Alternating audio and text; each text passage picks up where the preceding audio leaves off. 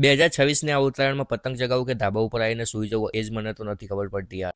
Hello નમસ્તે. આજે હતી ઉત્તરાયણ તો તમારો ભાઈ મસ્ત મજાનો વહેલા જ રેડી થઈ ગયો હતો, પણ ઉભારો સનસ્ક્રીન લગાવી દો કે પાછો કાળો પડી જાય તમારા ભાઈના પાછા મેરેજ આવે.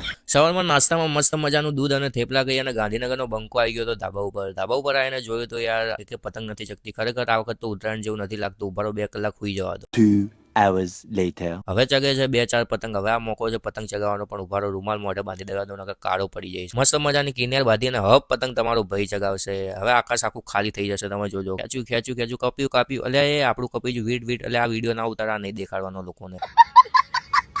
જિંદગીની ગૂંચો ઓછી થતી નથી અને અમારાથી દોરીની ગૂંચો ખુલતી નથી યાર. ઉત્તરાયણ એટલે ચીકી ખાવ પતંગ ચગાવો. બપોરે મસ્ત મજાનું લાયા હતા ઊંધિયું અને જલેબી. મસ્ત મજાનું બપોરે જમી લીધું અને ફરીથી તમારો ભાઈ આવી ગયો હતો ધાબા ઉપર આયા પણ પાણીની બોટલ ભરવાનું ભૂલી ગયા તો દોરીથી બાંધીને નીચે ફટાફટથી બોટલ પચડાઈ. આ જોઈને તમે મને મહા આળસુ તો નહીં કહો, પણ મહા આળસુ જરૂરથી કહેશો.